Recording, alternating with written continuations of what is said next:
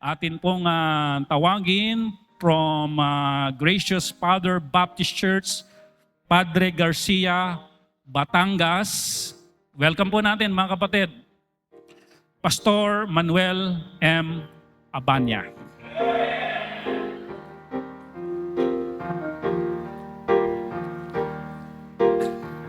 Amen. Praise po, Pastor. Salamat, Pastor Bernard. Ito, baka mapindot ko, may sumabog. Takot ako sa mga gadgets kasi pwede pong maupo. Ako po talaga ay taga-probinsya, hindi pa ako sanay sa mga high-tech na bagay. Ano po? Kaya po tuwing ako ay magbibiyahe, kasama ko lagi po ang aking asawa. Una, may gigising po sa akin pag inaantok ako. Gaganunin ba ako? Uy, nasa na tayo? Ikalawa, mahina po ako sa direksyon. Siya po aking buhay na GPS. Kahit wala po akong data, ituturo niya kung saan ako pupunta. Anyway, thank you do sa umawit na ilan ba yun? 4 ba? Trio. 4? Trio, no? Bakit 4 yung nakita ko? Ano bang meron dito? Totoo yan, biblical kaya yan. Di ba? Yun, tenyo, yun. Biblical yun. Huwag kayong magugulat. Pag talaga may anniversary ang church ko, ano nangyayari? Okay, lalo pat makulit ang preacher. By the way, choir, thank you for singing that song. Ang ganda ng Tagalog na yan. Pwede, nahihingi ba ang piyesa niyan? May bayad, 10 piso? Okay. Para maawit namin, maganda kasi yung mensahe. If you may not, hindi pa ako mag-preach, bigay ako ng konting appetizer to encourage to yung mga umawit. Huwag niyo pong mamaliitin ang music ministry sa church. Itong ministry po namin ni Pastor Bernard Magat, yung ministry of the pulpit, preaching, teaching the Word of God, will one day cease. Ito po ay mawawala. Hindi na po kami mag-preach sa heaven eh. Pero yung maawit po dito, aawit pa rin po kayo doon. Kaya tama po, aawit po kayo at aawit. Hindi lang sa katapusan ng mundo, kundi maging sa eternity. Sapagkat ang pagsamba doon ay 24/7. At I look forward na there will be a day pag nasa langit na tayo, tatawagin ng Berean Bible Baptist Church San Ildefonso to sing that song. Amen? So, purihin ang Panginoon. Amen? So, salamat sa mga bisita. Thank you po. Alam namin na hindi po kayo gasinong sanay sa ganitong programa dahil ako po ay dati rin pong galing sa ating paniniwala ng Katolisismo na madali lang sa church, Pastor. Naintindihan ko. Kaya nung ako'y umattend ng una sa Baptist, sabi ko, ang haba naman ng misa ng Baptist. Akala ko misa ang tawag. Pero I realize, ito paling pagsamba. At kaya pala mahaba ang pagsamba ng Baptist. Kasi sa heaven pala, walang katapusan ang pagsamba. So, salamat po sa mga bisita. At nawa po ay makatulong po kami sa inyo upang maipaunawa po sa inyo ang pinakamalagang mensahe ng kaligtasan, yung Ebanghelyo. At yan po ibibigyan ko ng pansin sa bahagi ng ating pag-aaral, sapagkat kung inyo pong maalala, ito pong Sunday nito, Resurrection Sunday.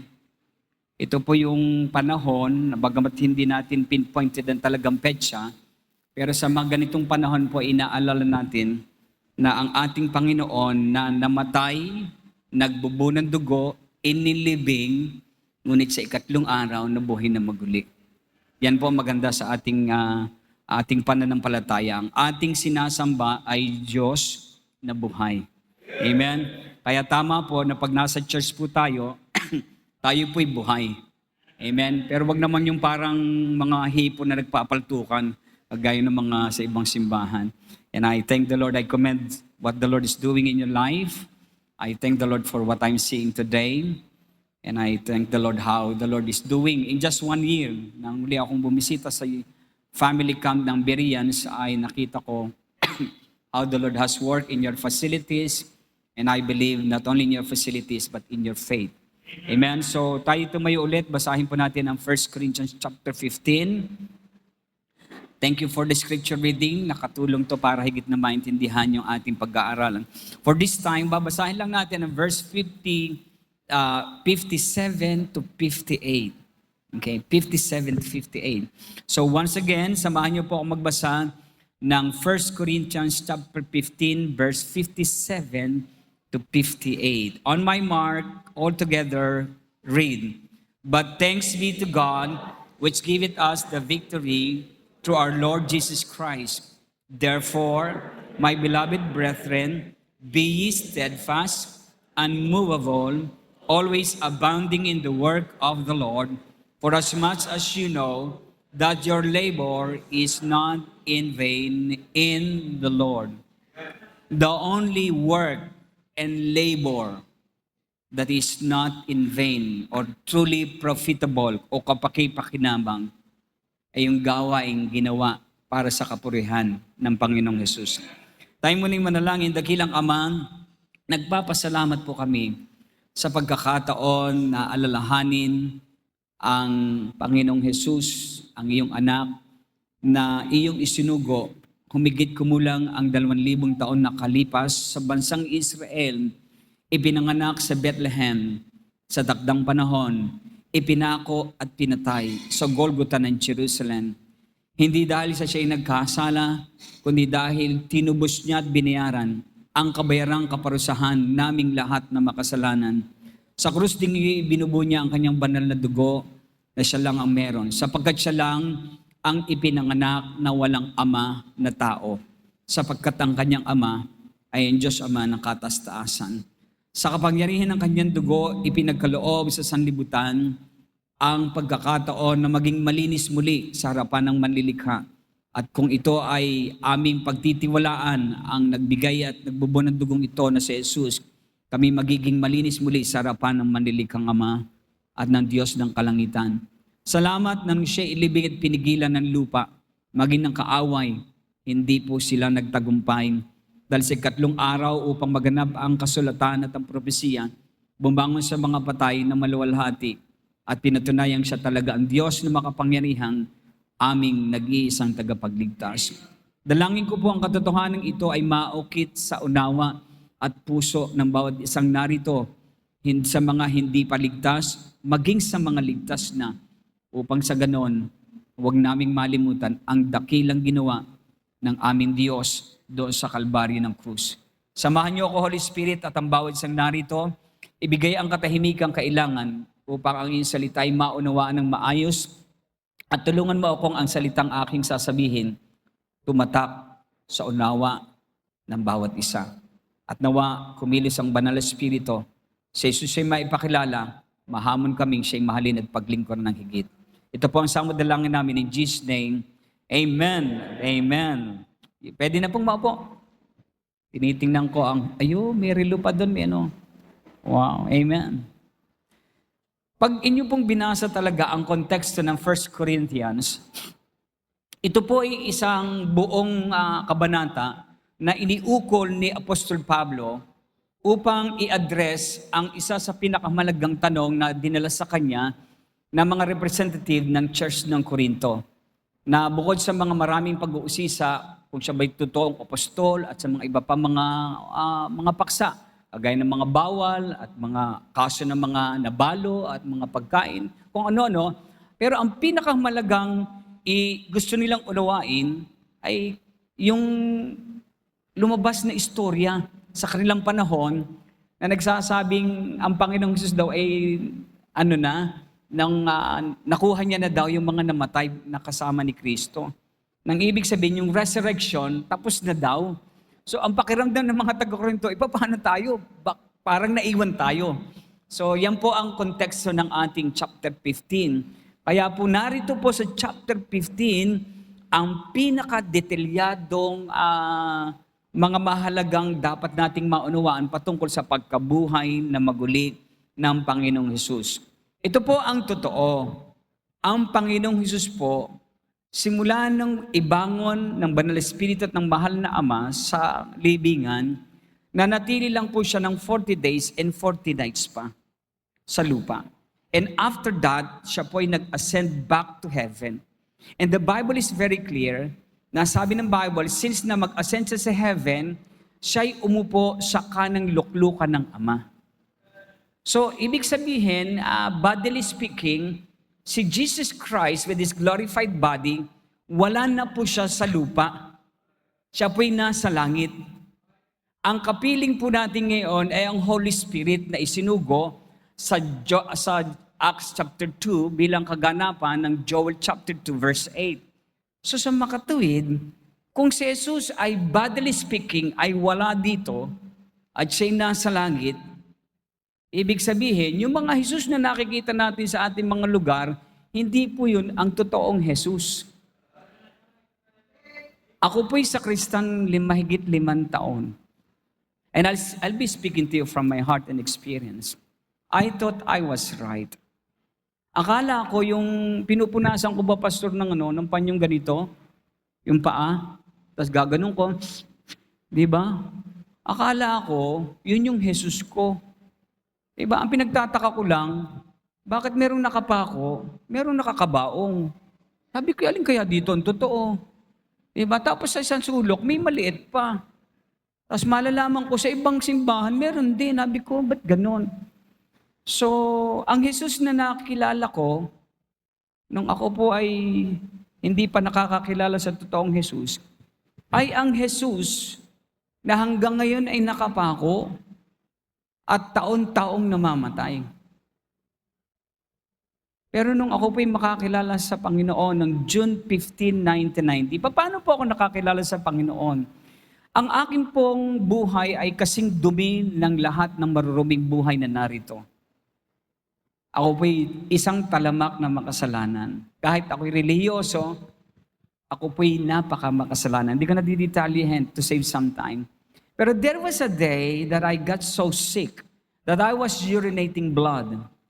And you can imagine paano ako nagkaroon ng sakit na umiihi na ako ng dugo. You can imagine what was I doing bago ako nagkasakit. Anything that can destroy the body, I was doing it. Okay? But sa biyaya at kahabagan ng Diyos, gumaling pa ako. Nung ako'y uuwi na, nung aking 2 kuya, dahil ako'y pantatlo sa magkakapatid, nang sabi ko, huwag niyo akong iuwi sa bahay. Pag inuwi niyo ako sa bahay at lumakas ako, magwawala ulit ako doon. Dahil ang paborito ko pong libangan, yung mga aparador ba, binabasag ko. Yung mga salamin na kasi tataas, yung sinaunang salamin noon, yung sa aparador, yung buong katawan makikita mo, yun po ang talagang ginagawa ko. I was really deep in hatred and in sin. I was rebelling inside because there are things happening in my life that I could not explain why it's happening. And when I decided na, sabi ko, Kuya, huwag niyo ako iuwi sa bahay. Dalhin niyo ako sa bahay ng ating nanay, lola. So kahit sila'y panganay, sumunod sila sa akin or else magkakaproblema sila sa akin. Pagdating ko doon, mahina pa ang aking katawan, nakaupo lang ako. And then, yung tita ko, kapatid ng inay, naglakas ng loob, dali sa akin ang Biblia. Simpleng-simple ang itinuro sa akin ng aking tiya. Ipinakita niya sa akin, bakit magulo ang buhay ko. Bakit ang dami kong naiisip, nararamdamang hindi maganda. It is because I am a sinner. I am a sinner. Wala nagturo sa akin magsinungaling, pero natuto ako magsinungaling. Meron bang magulang na nagturo sa anak na, anak, gusto ko paglaki mo, sinungaling ka. Ganito magsinungaling. Ngayong elementary na, i-enroll ko sa elementary school ng mga sinungaling. Wala pong sino mang taong nagturo ng pagsisinungaling sa anak. Walang eskwelahan ang makasalanan. Pero bakit tayo natuto? Kasi hindi na tayo dapat turuan. Ipinanganak tayong marunong ng magsinungaling. Para ba yung papi? Yung ano ba sa Bulacan ang ano? Sa amin ay bilot, tuta. Ano ba dito sa Bulacan? Tuta. Hindi kasi magandang pangalan tuta. Parang naalala ko yung mga politiko eh. Di ba? Tuta. Sasabihin ba si tuta, hi papi, when you grow old, say like this, ow, ow, ow. Hindi mo tinuturuan ng aso, di ba? Tapos pag nakakita ni stranger, bite. Hindi mo naman tinuturuan. Di ba? Normal silang, nangangagat at kumakahol. Sabi ng isang kapitbahay, pambira yung aso niyo, ang ingay, kahol ng kahol. Abay, aso, anong gagawin mo? Pag nagmiyaw yan, magreklamo ka. So what I'm trying to prove to you is this. Tayo pinanganak na makasalanan. Kaya normal sa ating paglaking matututong i-apply ang alam nating paggawang kasalanan. I understood that, Pastor. Oo nga, So I was convicted already, and then she started to open verses telling me, my hope, the only hope of forgiveness is what Christ has done on Calvary. 3 things. He died. Bakit? Kasi sabi ng Biblia, ang kabayaran ng kasalanan, kamatayan. Pero kamatayan ng isang walang kasalanan, ay isa lang naman ang walang kasalanan, si Jesus. So ang kamatayan ni Kristo sa krus, pambayad sa sala ko at kasalanan nating lahat. Diba? Kasalanan nating lahat. Ikalawa, tinuring sa akin, siya ay may banal na dugo na ibinubuhos sa Kalbaryo, at ang dugong ito ayon sa Biblia Hebreo 9:22, ang maglilinis ng lahat nating kasalanan. Akala ko pag nagumpisal ako, okay na. Pero iniisip ko, oo nga, kumpisal ako ng kumpisal, pero bakit pa ulit-ulit? So narealize ko, tama, hindi nga naglilinis ang kumpisal. Lahat ng relihiyosong gawa hindi naglilinis ng kasalanan. Hindi nagbabago ng buhay ng tao. Naintindihan ko, ang paraan para ako'y maging malinis ulit, yung banal na dugo ni Jesus. At siya lang meron nun, gaya na sinabi ko sa panalangin, bakit si Jesus lang may banal na dugo?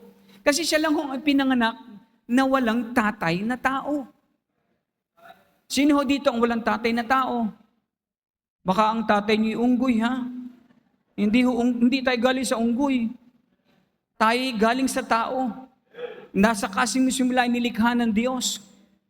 Kaya mula pa kay Adan, lahat ng dugo ni Adan ipinasa sa bawat henerasyon hanggang sa henerasyon natin, lahat dugong makasalanan. Naintindihan ko, wow. Lagi kong naririnig, pag Kwaresma, nabubuhay daw ang Diyos. Pero pinaunawa ng tita ko, si Jesus, nung mamatay, umakyat sa langit, di na ulit namatay.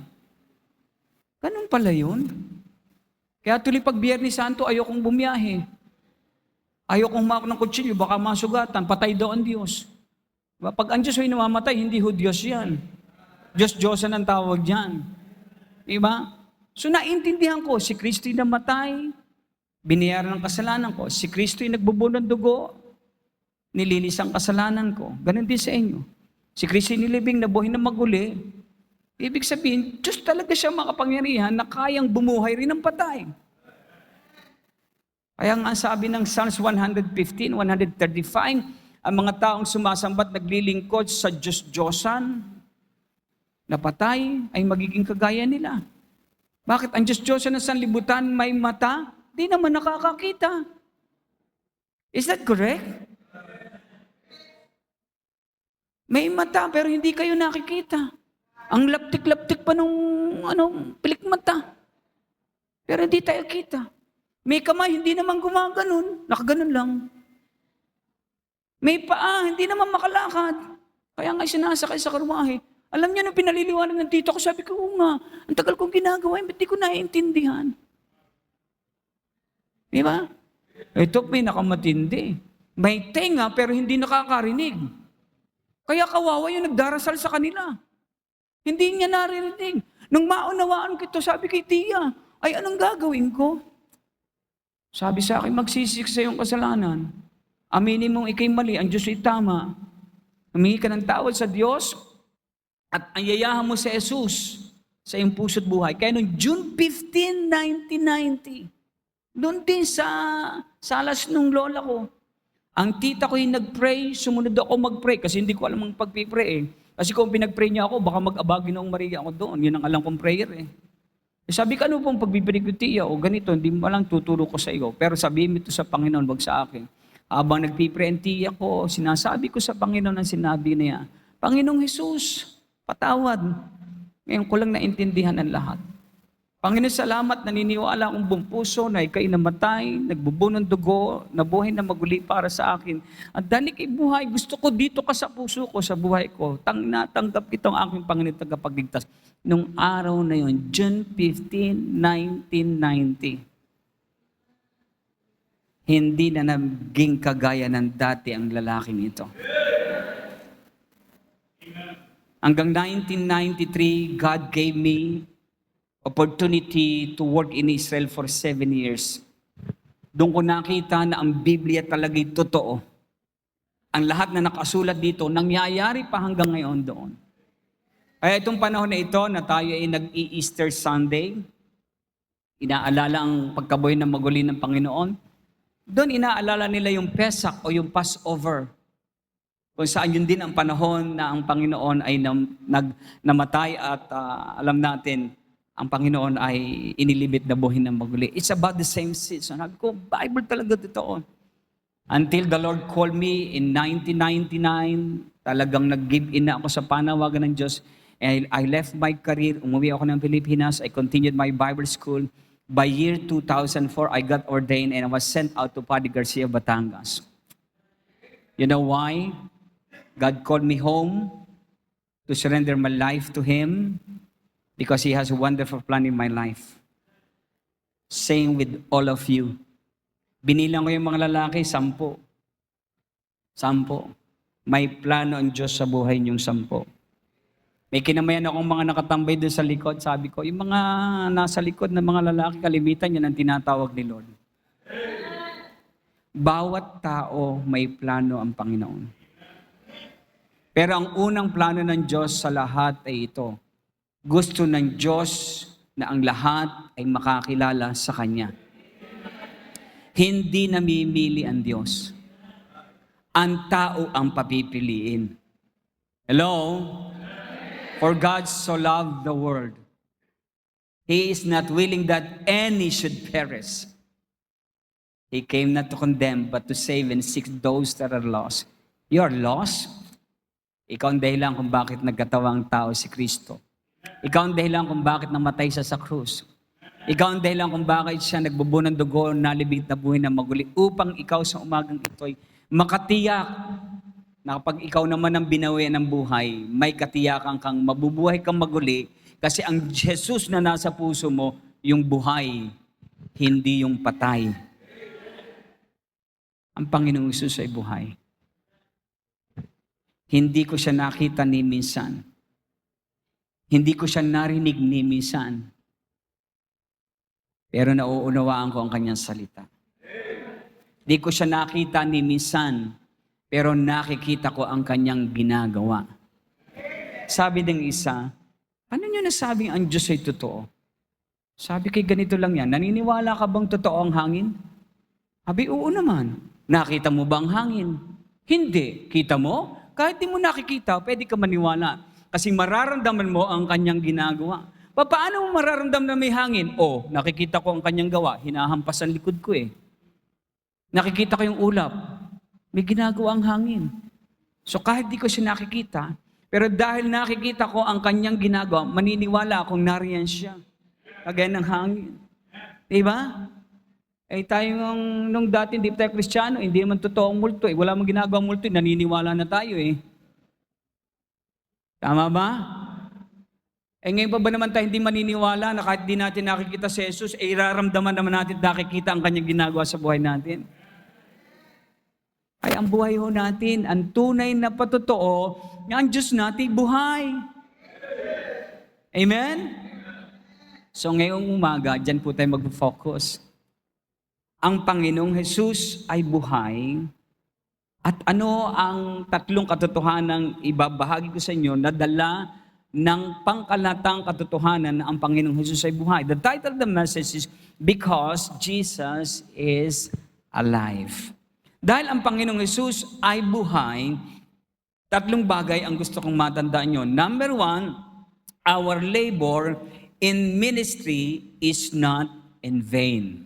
Amen? Beriyan si makinig kayo. Kung totoong naniniwala kayo ng ating Panginoong Hesus ay yung Hesus na buhay, Ibig sabihin nito, ang ating lahat ng pagpapagal, lahat ng ating pag-awit, lahat ng ating paglilinis sa kusina, pagdidekorasyon, pagsosoul winning, lahat ng ating ginagawa para sa Panginoon ay may kabuluhan. Ito'y sapat na para tayong mga Kristiyano, huwag mapagod. May mga pagkakataong nakakausap ko ang aming mga full-time workers. Sabi ko, bakit parang matamlay kayo? Sabi lang sa akin, Pastor, minsan kasi parang napapagod na kami. Daming trabaho. Sabi ko, talaga? Lista mo nga ang trabaho mo. Lista ko ang trabaho ko. Paramihan tayo. Sabi ko, kung meron bang unang dapat mapagod, yung mas maraming tinatrabaho. Pero kung marami ka man tinatrabaho, kung alam mong ang iyong pinagtatrabahuhan ay buhay, hindi ka mapapagod. Amen? Mga kapatid, naalala niyo si Paul? Pag binalikan niyo ang verse 8 ng chapter 15, you will see something like this. Balik po tayo sa verse 8 to 10. Ang sabi ni Paul, ikinuwento niyo po kasi dito, ikinuwento niya sa verses 1 through 7, yung ang Panginoong Isus nabuhay, nakita siya ng 12, nakita siya ni Cephas, ni James, okay? At nakita siya ng 500 brethren isang beses, kung saan marami pa'y buhay nung sinusulat niya ang 1 Corinthians 15. And then eventually, sabi sa verse 8, ang sabi niya sa 1 Corinthians 15, and last of all, he was seen of me also. Sabi ni Pablo, ako, nakita ko rin siya. Nakita siya ng 12 ni Cephas, ng 120, nakita siya ng more than 500, marami pa'y buhay. Ako din, nakita ko siya. Saan siya nakita ni Saul, ni Paul sa road to Damascus? Diba? Sa Acts chapter 9. Sabi niya, and last of all, I saw also the Lord, as one born out of due time. For I am the least of the apostles, that I am not meet to be called an apostle, because I persecuted the church of God. Sabi niya, sa totoo lang, hindi ako dapat na maging apostle of God, apostle of Christ, kasi dati akong persecutor, dati akong kontra dyan sa pinangangaral na tungkol kay Kristo. Diba? Sabi niya, hindi ako dapat maging apostol. Pero sabi niya, but by the grace of God, I am what I am. Naging ganito ako, naging apostol ako, biyaya ni Lord. And His grace which was bestowed upon me was not in vain. At yung biyaya na iyon, ibinigay niyo sa akin kung saan ako'y naligtas, kahit di ako dapat. Ang biyayang tinanggap ko ay hindi nawalan ng kabuluhan. Ano naging epekto? But I labored more abundantly than they all. Yet not I, but the grace of God which was with me. Anong ibig sabihin ni Paul? Dahil sa biyaya ng Diyos, dahil sa biyaya ni Jesus na nabuhay na maguli, na nagpakita sa akin sa road ng Damascus, ako'y naligtas. At ang biyayang yan ng kaligtasan na tinanggap ko sa buhay ni Jesus, hindi nawala ng saysay. Kaya nga kahit ako'y panghuli na sa apostol, I labored more than they all. Hindi ho nagyayabang dito si Paul kaya sinabi niya, actually, hindi ako. Kundi yung biyaya ng Diyos na buhay ang kumilos sa buhay ko, kaya nakapagtrabaho ako, nakapaglingkod ako ng higit kay Cephas, kay John, at sa lahat ng mga naunang apostol sa akin. Anong gusto ko pong patunayan ngayong umaga? Dahil ang ating Panginoong Jesus ay buhay, kaya nating maglingkod dahil alam natin na paglilingkod natin ay may kabuluhan. Kaya nga dapat, letter A, tayo nagle-labor more abundantly than others. More abundantly than others. Kagabi, nung kami nasa Sariaya, Quezon, sa funeral, nakausap ko ang isang Catholic, retired colonel ng police. At kinukwento niya sa akin ang kwento ng isang Kristiyanong hindi Baptist. At kinukwento niya ito sa akin, parang antiko sabi ko, parang mas matindi pang manindigan to kaysa mga Baptist. Parang ang sigasig na makinikisaan mga kapatid. Hindi lahat na nagpapakilalang Kristiyano totoong Kristiyano. Pero tinitiyak ko sa inyo kung ang isang Baptist ay totoong nakakilala kay Kristo, siya isang totoong Baptist, at ang isang totoong Baptist na ligtas, na nakatanggap ng biyaya ng kaligtasan mula sa buhay na Jesus, dapat tayo ang mas masipag na nagtatrabaho. Hindi ba kayo napapahiyang kayo nasa inyong harapan ng bahay? Tapos may lumalampas at dumadaan sa harapan ng bahay nyo. Isang lalaki, isang babae, kasama pati bata. Ang lalaki ng kanilang payong, init, naka-long sleeve, naka-necktie pa. Alam niyo na kung anong kung ibig sabihin. Ito yung mga grupo ng mga masasasig na nagbabahay-bahay. Samantalang ang mga Baptist ay nasa bahay. Tayo po ang may Diyos na buhay. Mas masipag dapat ang Baptist mag-soul winning. Hindi dapat tayo takot mainitan pag tanghaling tapat. Kaya po pag Sunday, may soul winning po kami ng 1:30 hanggang 3:30. Bukod po sa soul winning sa ibang araw. Bakit? Nakakahiya, ang ating Jesus ang buhay, tapos tayo ang tamad. At sila ang mas masisipag. Diba? Ang Katoliko, may simbang gabi. 15 araw yan. Alam ko, Katoliko ako dati. At bawal umabsent. At kahit antok na antok, talaga namang nagpipilit umaten ng 15 gabi. Ang Baptist walang simbang gabi. Puro simbang araw, pero nakakatulog pa rin. Hello? Dapat kung may mas masigasig sa pagtungo sa tahanan, ay tayong mga Kristiyano dahil ang ating Panginoon ang Diyos na buhay. Bakit nangyayari ngayon sa simbahan natin mga Baptist? Habang tumatagal, parang tumatamlay. Kaya nag-observe ako sa kanyo kanina, sabi ko, wow, buhay ito, buhay pa itong mga to. Sana mas buhay kayo next year. Dahil pag nabalikan ko yung next year, matamlay na kayo, baka hindi na ako bumalik. Baka sabihin ko, baka ibang simbahan itong napuntahan ko. Ang paglilingkod ay higit dapat dahil naiintindihan natin ang ating pinaglilingkuran, ang buhay na Diyos. Let us labor more abundantly than others. Huwag kayong makukontento na parang mas masipag pa ang iba kaysa sa inyo. Dahil ang ating Diyos ay buhay. Sinabi ni Pablo yan, na ako'y may biyaya ang Diyos. Tinanggap ko ang kaligtasan ng Diyos na buhay na yan, kaya ako nag-labor ng higit kay Cephas. Yung biyayang yun ang tumulong sa akin.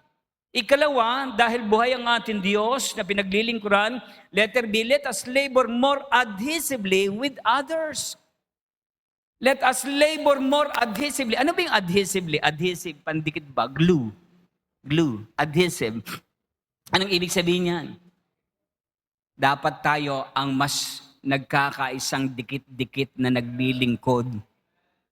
Amen? Amen? I don't know if you're not aware, hindi lahat ng Baptist magkakasundo. Ito pa ang masaklap, so maging sa local churches natin, may miyembro din hindi magkasundo. Makinig kayo sa akin. 12 lang ang apostol ni Jesus. Judas pa ang isa. Pero dahil itong 11 totoong apostol na pinalta naman ng kapalit si Matthias, naglagay pa ang Lord ng bonus na si Paul, naging 13. O, hindi tayo naniniwala sa malas. 13th malas, hindi totoo yan. Are you with me? Magkakaiba ng ugali si Pedro at Juan. Magkaiba ho ng ugali si Barnabas at saka si Paul. Di ba? Sila ngayon nagkasamaan ng loob sa Acts chapter 15. Over the issue of John Mark na pamangkin ni Barnabas. If you're reading your Bible, maintindihan niyo ako. Kung hindi, sana magbasa naman kayo. Amen? Para hindi ako mahirapan ng pagpapaliwanag. Amen? Pero kahit sila iba't iba ng ugali, iba't iba ng background, natutunan nilang magkasundo-sundo. They work adhesively. Nung First Lord's Supper, sa Luke chapter 22, verse 26 or 23, makikita niyo, and there was strikes among them during the Lord's Supper, may awayan pa sa gitna. Ano ang issue? Who is the greatest of them all? Sinong papalit kay Jesus pag namatay? Sipin mo, Pastor Bernard, buhay ka pa, pinagtatalo na nila kung sinong papalit sa pagpapastor dito. Pag nangyari yan, sarap pag-untog-untogin ng mga membro pag ganun. Are you with me? Magkakaiba sila ng takbo ng isip, ugali. Pero ang maganda sa mga Kristiyano na nauna, nagtiisan sa isa't isa. Nagpatuloy sa Apostles' Doctrine. Kaya nung Acts chapter 2, yung dati nagtatalo-talo sa Luke chapter 22, verse 26 at 23, the Acts chapter 2, verse 41 and so forth, hindi na nagtatalo-talo. Nagbibigayan pa, may nagbebenta pa nga ng lupain. Alam niyo ba ang baptist na nagpauso niyan? Yung nagbebenta ng lupain? Baptist na nagpauso niyan. Pastor, ano ka naman? Huwag naman ganyan, kinakabahan ako Let me talk to you from my heart and from the Word of God. Baptists are the most generous givers.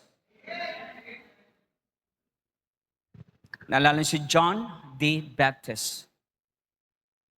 Hindi ho siya na mag-offering, hindi siya bumunot sa bulsa at naglagay sa offering. Nung si John the Baptist ay mag-offer sa Panginoon, alam niyo kung ini-offer ni John the Baptist? Ulo niya. We are the most generous givers. Hello? Kaya kung bulsa pa lang ang pinabubunot, huwag kayong masaktan. Dahil dadating ang panahon, sabi ni Pastor Bernard, Church, let's offer our head to the Lord. Meaning, let's offer our lives to Jesus Christ. Kahit tayo magkakaiba ng ugali, magkakaiba ng preference, yung iba gusto sa adobo mas maasim, isa gusto mas maalat. Yung naman isa, ayaw ko ng may toyo. Bakit? Marami na daw siya. Okay. Kahit iba't iba tayo ng gustong timpla sa isang bagay, meron pa rin tayong pagkakataong magkatulong-tulong. Set aside little differences and let's learn to work together. Na, alam niyo ba yung choir? Ilan ba ang tono dyan, Montek, tawag dyan, di ba? May soprano, alto, tapos tenor, bass. Iba't iba ang tunog niyan. Meron pang soprano 1, soprano 2. Diba? Yun naman, meron pang super baho. Hindi pala. Amoy pala yun, amoy. Hindi pala tono. Pero alam niyo ba kahit magkakaiba ang tono ng mga yan? Pag nagkumanta sila na sama-sama, kagaya ng kanina ng trio kanina, diba? Ang ganda. Yun po ang tinatawag di harmony. Hindi po uniformity, harmony.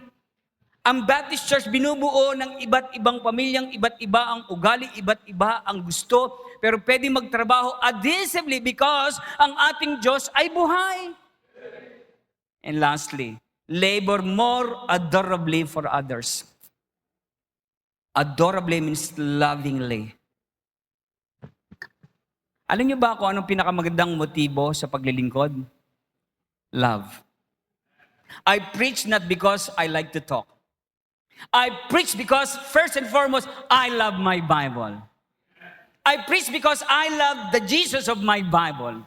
I preach to you because you are pretty and handsome. Now, I preach to you because I love you. I do these things because I love. Sabi pa nga ng 1 Corinthians, kahit pa ang pinakamagaling sa anong field na alam mo kung walang pag-ibig, para ka lang daw, kaldero, takip ng kaldero nahulog sa sahig. Puro ingay. Wala daw bagay na gagawin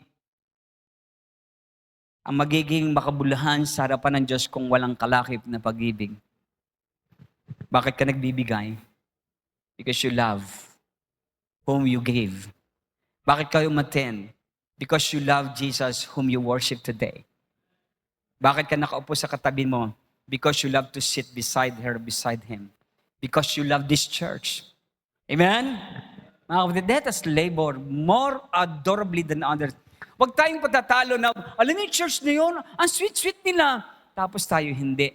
Ang Baptist Church dapat ang pinaka-sweet na church. Amen? Paano yung pastor? Because the love of Christ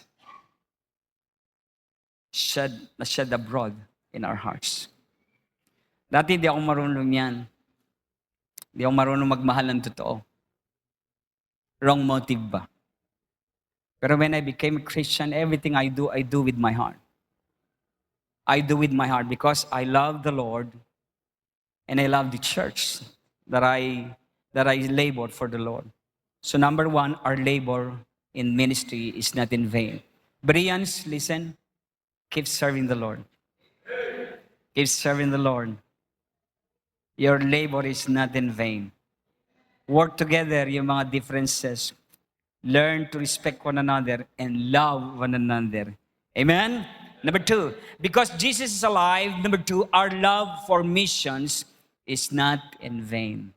Let me touch a topic that might be out of the way of your anniversary. But I tell you this, I love missions. I love missions. The most important message in the Bible is about missions. What is missions? Mission is this, Acts 1:8. After the Holy Ghost is come upon you, ye shall receive power. After the Holy Ghost is come upon you. And ye shall be witnesses unto me, both in Jerusalem, Judea, which is southern part, region, kung saan nandun ang Jerusalem, Samaria, northern part, and to the uttermost part of the earth. The greatest mandate, the greatest job of a local church is winning souls, not only in San Ildefonso, not only in Calabarzon because we belong to the same region, not only our own country, Pilipinas, kundi the whole world. Ayun me, you know why? Kasi ang ating Panginoon nadadalhin sa Cambodia na inire-represent ng ating mga missionary, ang ating Panginoon na inire-represent ng mga local missionaries na sinusuportahan, ang pinakikilala nila yung ating Panginoong buhay. Alam niyo ba, kaya namamangha kami sa report ng mga missionaries sa Asia? Kasi alam natin sa Asia, predominantly tayo ay Buddhist at saka mga Muslim country. Lalo dito sa Asia. Ang dami. Sa Indonesia, ang pinakamalaking Muslim country. Mas maraming tao sa Pilipinas sa Indonesia, Malaysia. Buddhism is all over. And you will hear some stories na, meron palang ganan? Meron palang relihiyong ganan? Alam niyo ang kinikwento nila sa amin? Namamangha daw ang mga Asians, whenever ang mga missionaries natin nagkukwento tungkol kay Jesus, sabi daw niya, ganun ang kalimitan tanong have you heard about Jesus? Sabi daw ng mga taga-Asian hindi nakakilala, who is He? They never heard about Jesus. Never heard. Never heard. May nagtanong pa daw, masarap ba yun? Kala siguro menu. Are you with me? And this is what is amazing. The moment ng ating missionaries magkwento sa kanila kung sino si Jesus yung pinanganak sa Israel, history. Kinukwento lang. Kagaya na ginagawa ko sa inyo kanina. Si Jesus ay pinanganak ng birhen para patunayan hindi siya anak ng tao, anak siya ng Diyos na katastaasan. Kasi kung hindi birhen si Maria, malamang anak ni Jose yan. E di anak nga ng karpentero. Pero dahil siya ay nagbuntis, siya dalaga pa, ibig sabihin, wala yung tatay na tao. Sino naman ang naging ama niya? Di ang ama sa langit.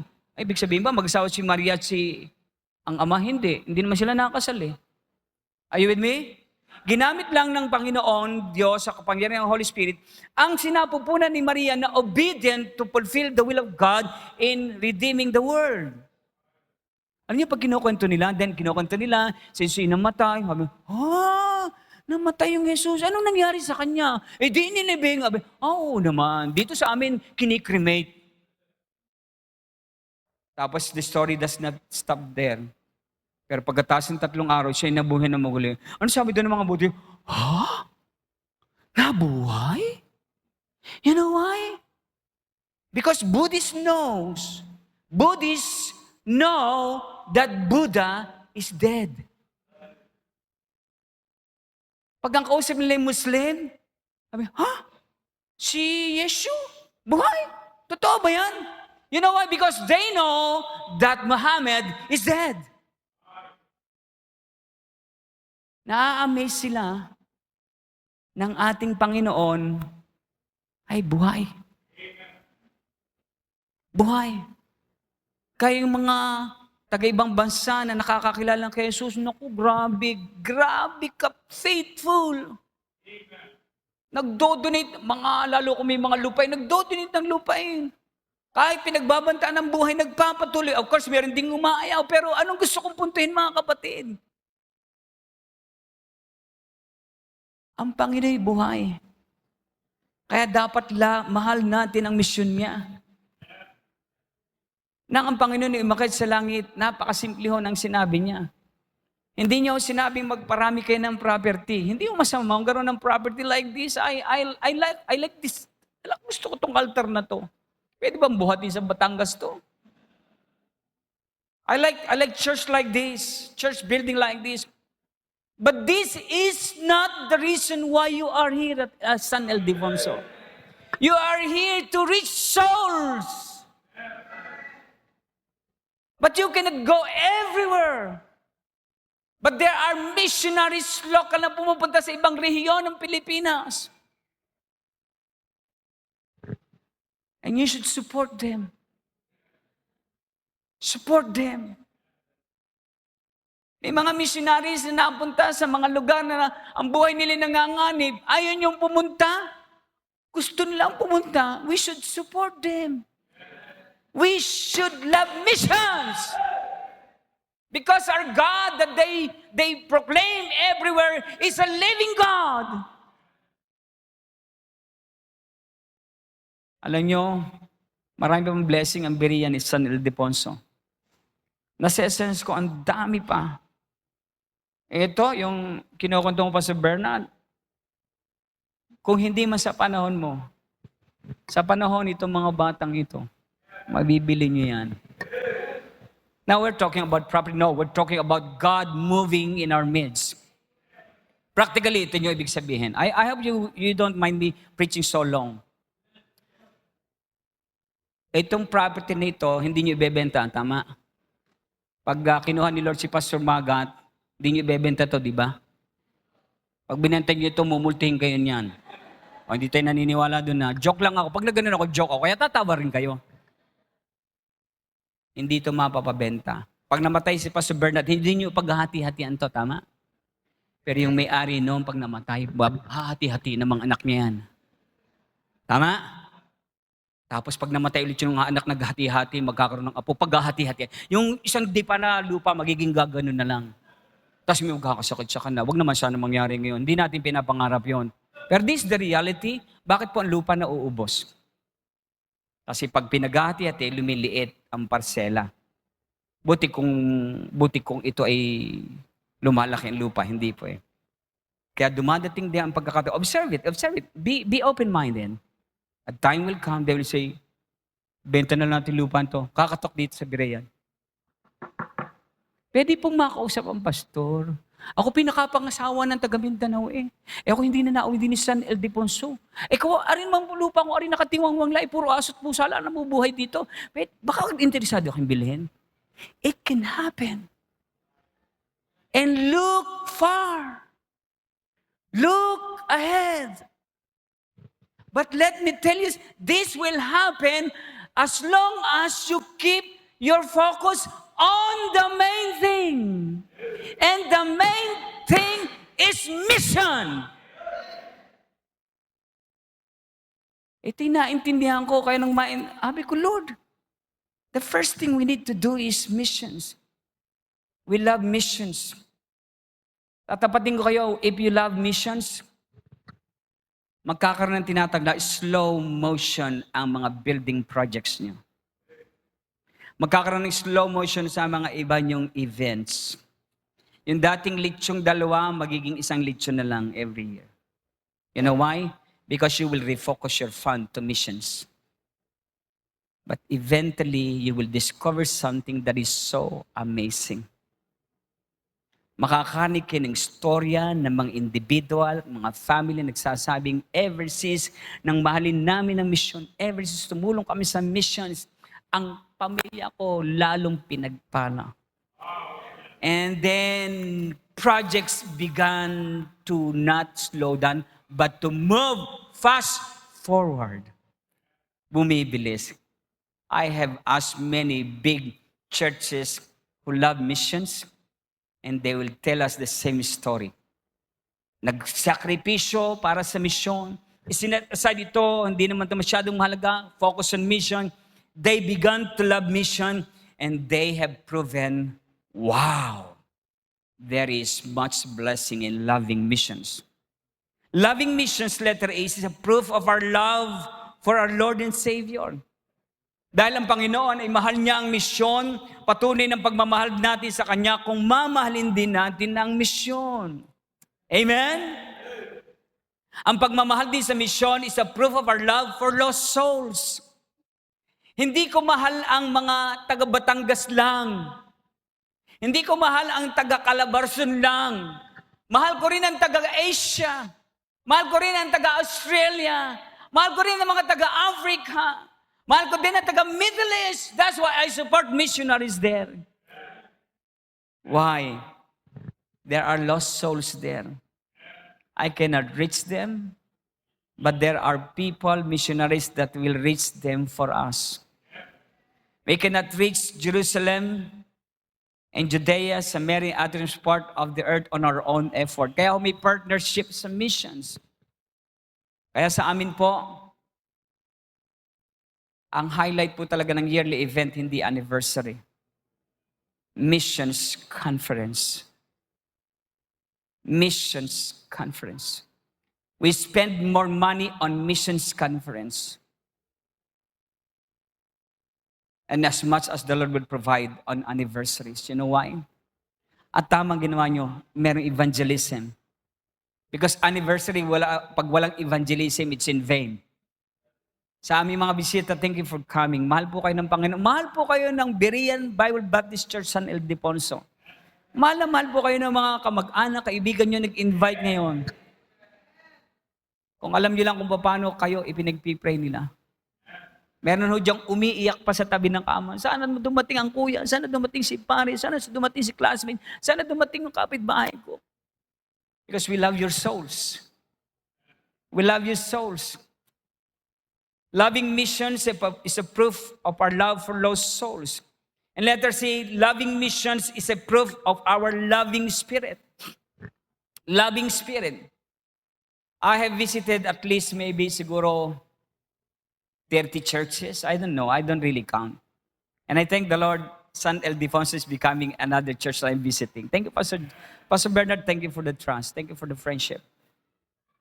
Mga kapatid, I have visited so many churches, but the most loving, the most sweet-spirited church are the church that loves missions. And I heard stories of churches na split, na divide. Ang main reason sometimes, napasok ng wrong doctrine. Be careful of wrong doctrines. By the way, singit ko lang ito. Simple lang prinsipyo nito.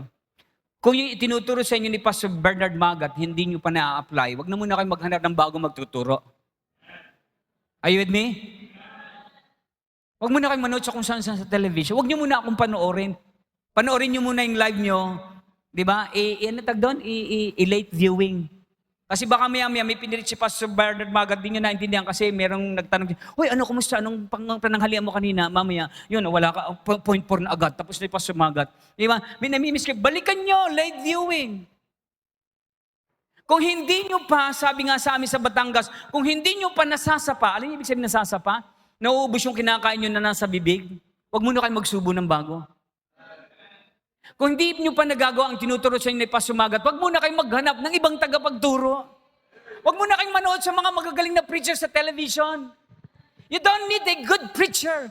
You just need a faithful preacher in this pulpit. Faithful preacher. Not a good preacher. Not an eloquent preacher, but a faithful preacher. And a faithful preacher loves missions. Preach about missions every Sunday. Preach the gospel every Sunday. You know why? Ano ba sa aming katulang bisita, nagpipreach ako ng gospel. Nagpapatanggap ako sa mga miyembro.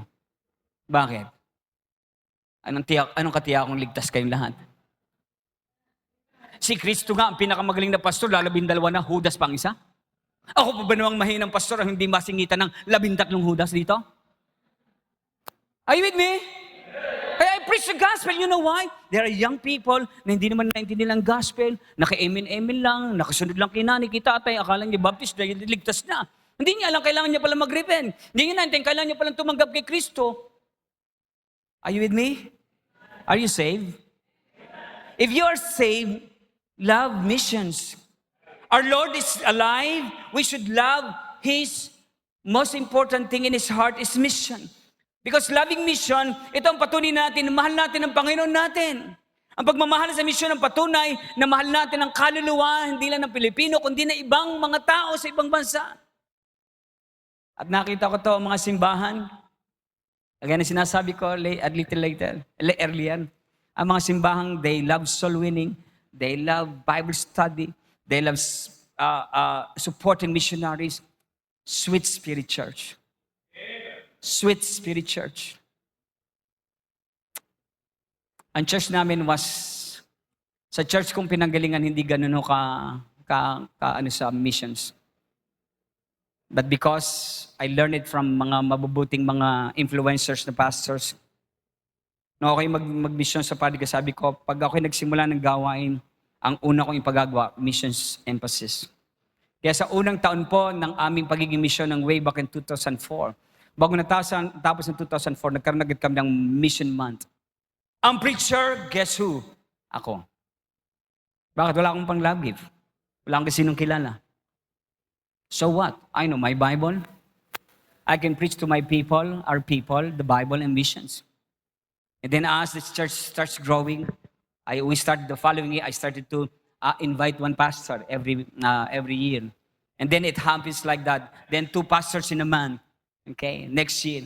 Then it happens now. Missions conference every year. At least meron kami 5 preachers. Pag umating ka ng missions conference namin, bawal hong kumurap. Kasi ang pahinga po ay buntong hininga. Next, preaching. We love preaching the Word of God. Amen? Because our God is alive.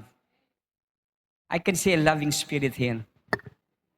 I can feel that there are people in this congregation that love souls, that loves missions, because you love the Lord.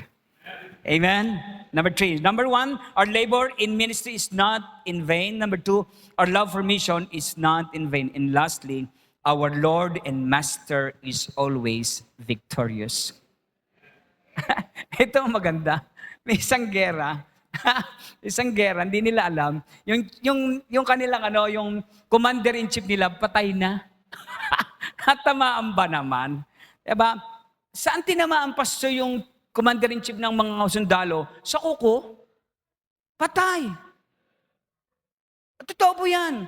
So, kunyari kayo yung sundalo, kayo yung sundalo, 100 mahigit kayo, ako yung kapitan nyo. Hindi nyo alam, ako'y patay na. Nabaril ako sa kuko.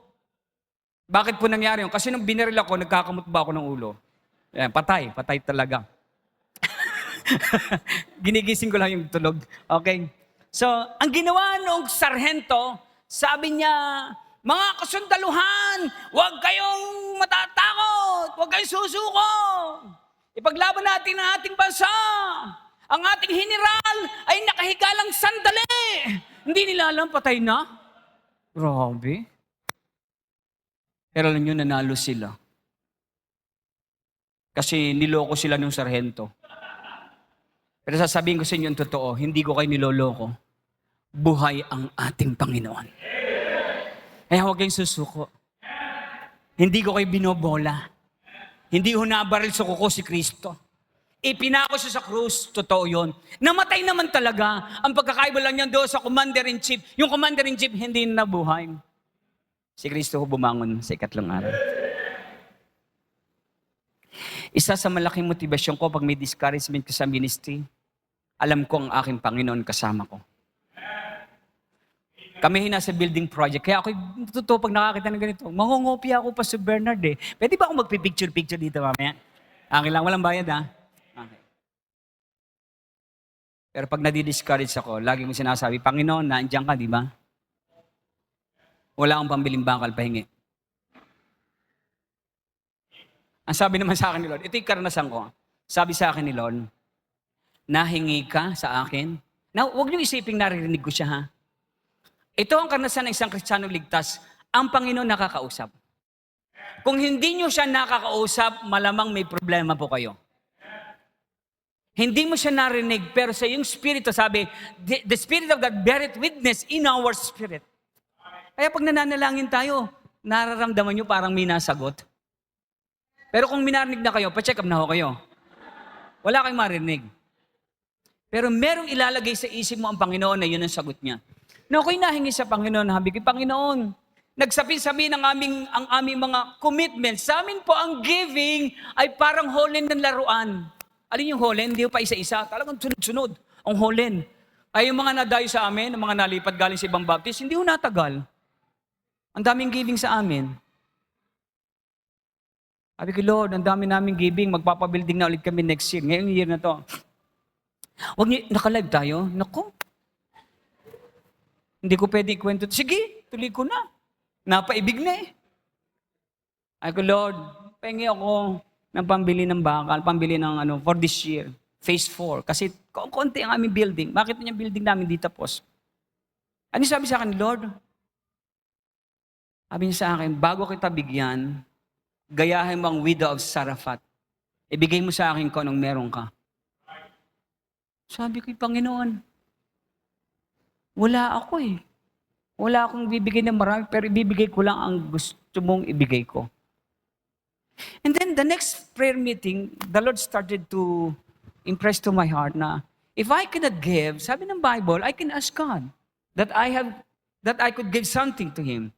Kasi si Hannah, nung siya ay walang anak, sabi niya, Panginoon, wala akong anak. Pero kung bibigyan mo ako ng anak, bibigay ko sa iyo ang aking anak, si Samuel. Do you remember that? Nung mangako si Hannah na magbibigay ng anak, wala pa siyang anak. Kaya humingi siya ng anak. Binigyan ba siya ng anak? Nung ibigay ang anak, ibinigay ang Samuel. Yun ang pattern. Sabi ko, Lord, bigyan mo ako ng 50,000, ibibigay ko sa iyo.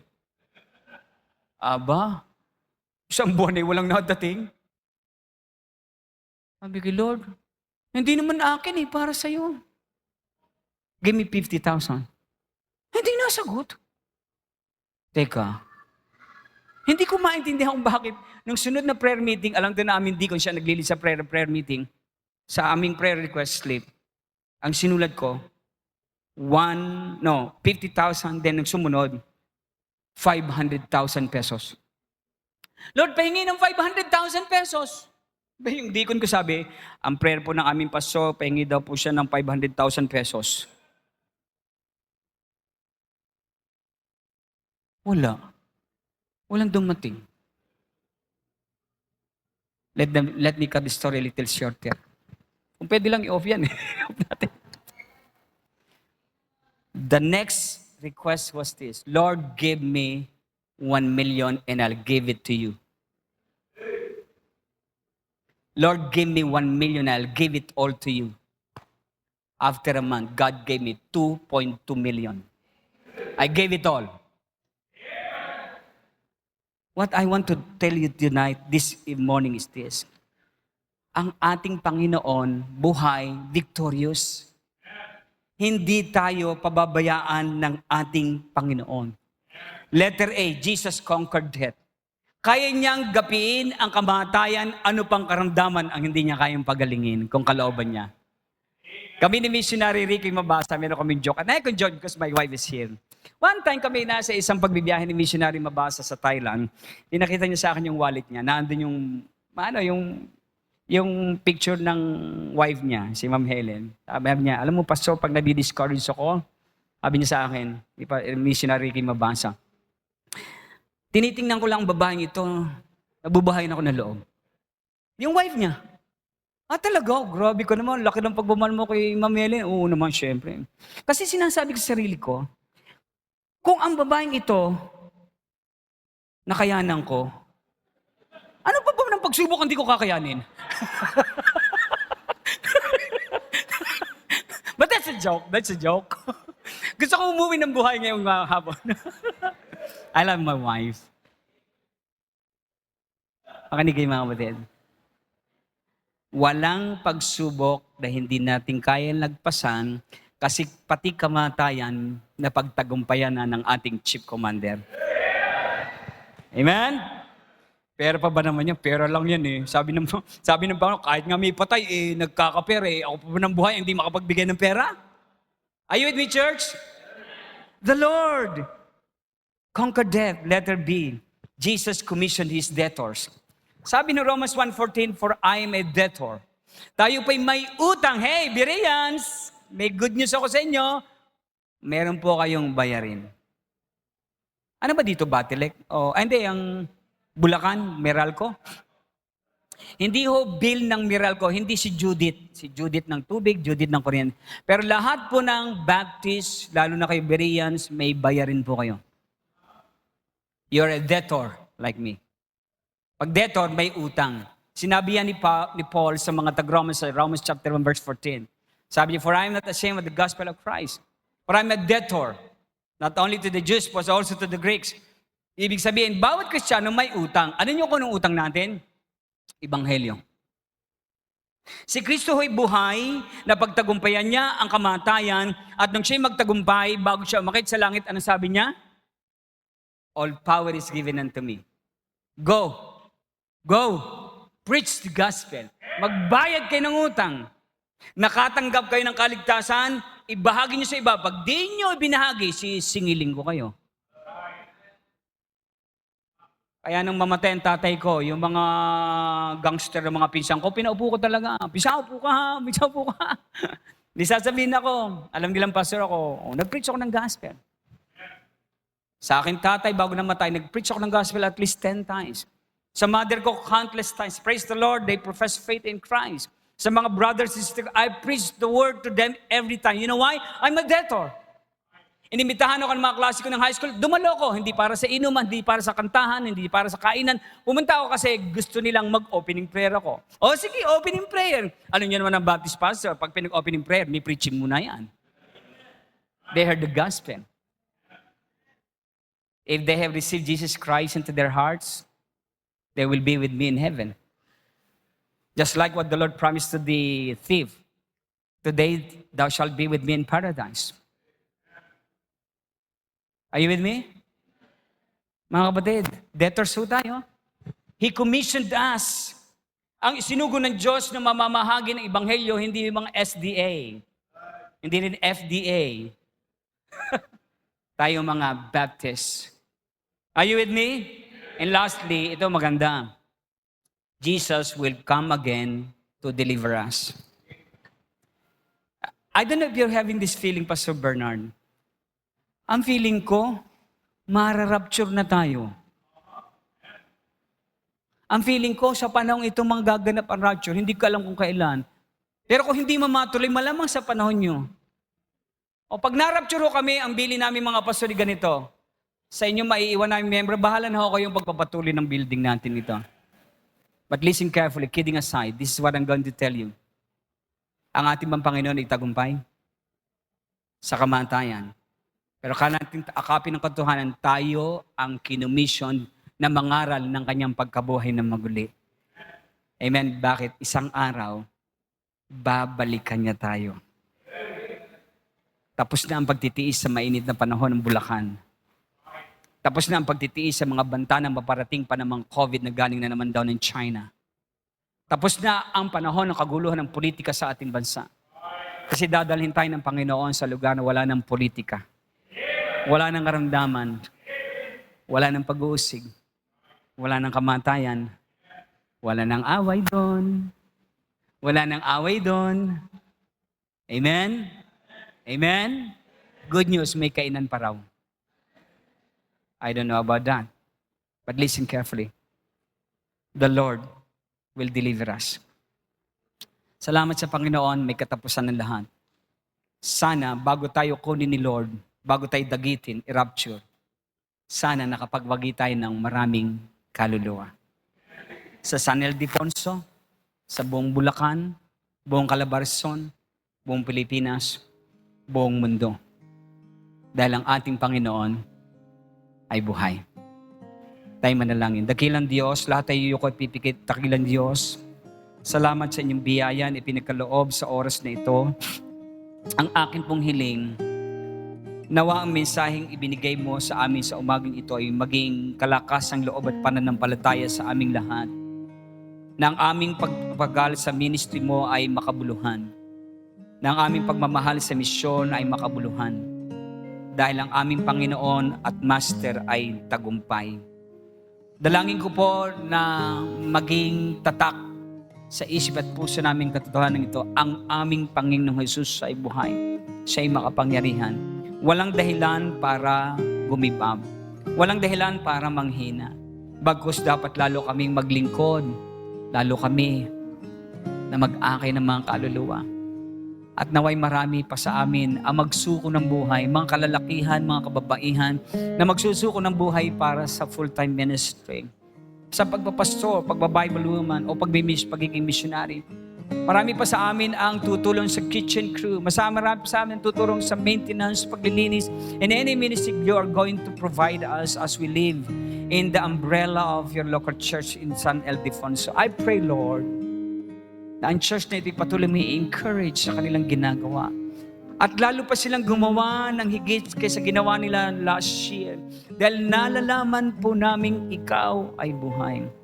Sa panyaya, maya-maya ikausapin niyo pang bawat isa. O Holy Spirit, please do your way. In Jesus' name, Amen. Habang nakayukot, nakapikit, ibibigay ko ang panyaya. Una, lahat nakayukot, nakapikit. Ikaw ba ay panauhin? O kung hindi ka man panauhin, pero first time mong naunawaan na kailangan mo sa Jesus sa iyong puso't buhay para magkaroon ng relasyon sa Ama, sa iyong manilikha. At ngayong umaga ay naintindihan mo na kailangan mong pagsisihan iyong kasalanan at tanggapin si Jesus sa iyong buhay ngayong tanghali. Tama ang iyong iniisip. At dahil yan ay gusto mong gawin, pangungunahan kita sa isang mantaimtim ng panalangin. Kahit hindi ganitong eksakto ang sabihin mo, pero sabihin mo sa Panginoon ang mga kagaya ng ganitong panalangin. Kausapin mo Panginoon habang nakayukot, nakapikit. Sabihin mo sa Panginoong Jesus, siya'y buhay, nakatungo siya, naririnig ka niya, nakikita ka niya.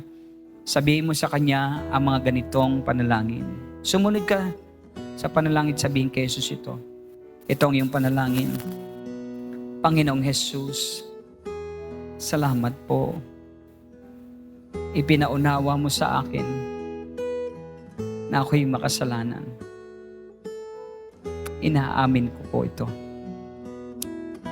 Nagsisisi po ako.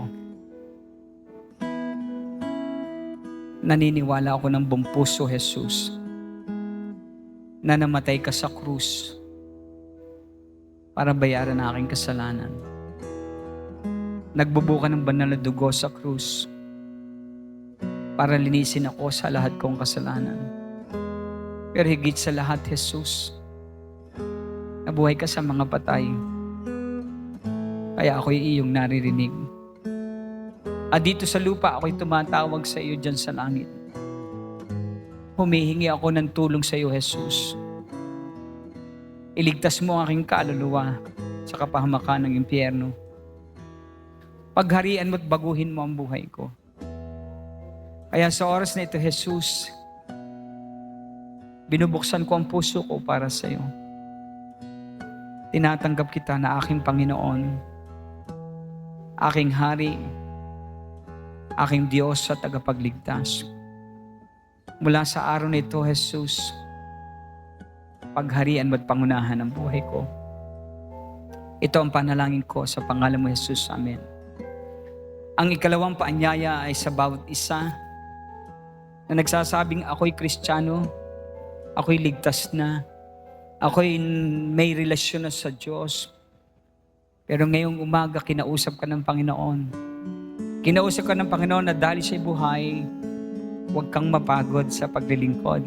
Na kung ikaw may naglilingkod na, maglingkod ka pa ng higit. Ikalawa, mahalin mo ang misyon. Mahalin mo ang mga kaluluwa sa iyong paligid at sa ibang lugar. At higit sa lahat, umayo ka dahil kay may utang. May utang kang babayaran sa mga taong hindi paligtas hanggang sa ikaw ay kunin. Kung ngayong tanghali, kinausap ka ng Diyos sa pamagitan ng mensahe at gusto mong pasalamatan ng Panginoon sa hamon na itinanggap. Gusto mong pasalamatan ng Panginoon sa pagtutuwid sa iyong pagkukulang. Pwede ba kitang ayayahan na sa iyong kinatatayuan? Makisuyo kasi yung nasa katabi, sabihin, pakikiraan ako. Pupunta ako sa altar. Makipag-uusap ako sa Panginoon sa panalangin. Meron ba? Meron bang Kristiyanong gusto makipag-usap sa Panginoon sa panalangin? Panginoon, salamat. Salamat sa hamon ng aking pagpapagal ay makabuluhan. ng aking lahat palang ipinaglingkod, merong gantimpala. Na ang paghihirap pala sa lupa ay may katapusan. Kami pala iyong kukunin upang dalhin sa iyong kapahingahan sa langit. Salamat. Panginoon, ako'y may suliranin. Kailangan ko yung tulong at biyaya. O sabihin mo, Panginoon, ako'y may kasalanan, tulungan mo akong ito'y mapagtagumpayan. Panginoon, ako'y Kristiyano pero wala akong ministry. Gusto kong maglingkod. Turo mo sa akin ano ang pwede kong magawa. Halika, Kristiyano. Gumawa ka ng pangako sa Panginoon. Hindi ako ang kinakausap mo. Kinakausap mo ang Panginoon. Sabihin mo sa Kanya ang laman ng puso mo ngayong umaga. Sige, kausapin mo siya. Kausapin mo siya. Habang bawat isa ay nananalangin na nakayuko. Kung ikaw po ay isang panauhin o sino ka man na kanina sa panalangin ng pagtanggap kay Jesus ay sumunod sa panalangin, ako'y masaya sa iyong ginawa. Masaya din ang langit. Pero isang kasiyahan sa akin kung malalaman kong ikay nag-pray at nanalangin. Kung ikay nanalangin ng pagtanggap kay Jesus, pwede bang habang ikay nakayukot, nakapikit, nakaupo man ay nakaluhod, ikay nakayukot, nakapikit, ikay nanalangin, pwede bang dahan-dahan mong itaas sa iyong kanang kamay, ipapipray kita ng isa pa. Itaas mo yung kanang, God bless your heart, God bless your heart, God bless your heart. Itaas mo lang kanang kamay. Panginoon, ako'y nanalangin sa iyo, tinanggap kita, pakitas yung kanang kamay. Sige po, huwag mahiya. Salamat po, praise the Lord. Praise the Lord. Sige, taas mo yung kanang. Sabi mo, Panginoon, ito ang aking kanang kamay. Simbolo na tinanggap nakita sa buhay ko bilang Panginoon. Salamat, Panginoon, sa kaligtasan ng kaluluwa ko. Taas mo yung kanang kamay. Sige lang. Kita ni Lord yan. Pastor Bernard, please, could you please pray for these people?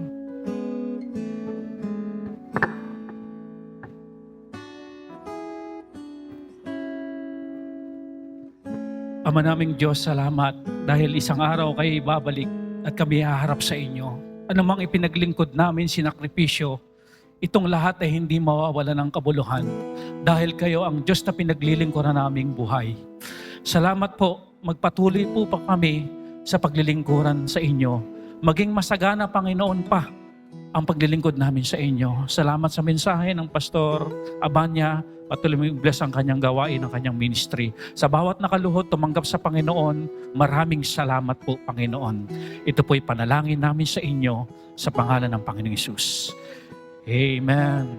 Someday, nasa langit tayo dahil sa pagtanggap natin sa Panginoon. Amen. Bago po ako bumaba sa pulpito, Pastor Maga, dito ka po. Ako lang po ay gusto ko pong magkaroon ng picture souvenir. Yung po mga nanalangin ng pagtanggap sa Panginoon, yung mga nagtaas ng kamay, yung nagtumanggap po sa Panginoon, yung nagtaas ng kamay, yung nanalangin kasama ko. Pwede ko po ba kayong maanyayahan dito sa unahan? Gusto ko lang po magpa-picture sa inyo. Meron, pwede po ba souvenir picture? Sige po yung mga nagtaas ng kamay, huwag po mahiya. Yung mga nagtaas po ng kamay, tayo po kayo. Salamat po, God bless you. Nakita ko, hindi ko tanda ang mukha nyo, pero kita ko yung mga kamay. Tapos, Brad, pa-picture kami, ha? Yung mga tumanggap sa Panginoon, yung nanalangin. Thank you, Lord. Ito po yung regalo ni Lord sa atin. Alam nyo, ito ang tunay na nagpasaya sa gawain ngayong umaga. Itong mga umaakit na ito ang tunay nating kaligayahan ngayong umaga.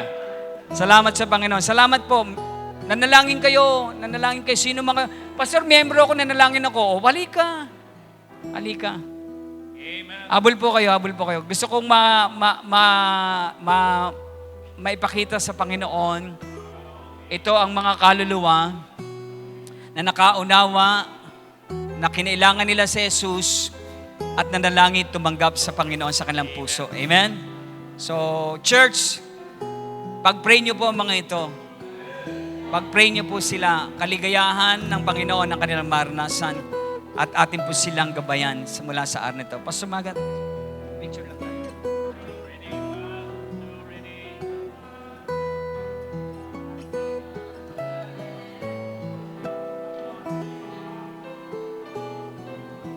Praise the Lord!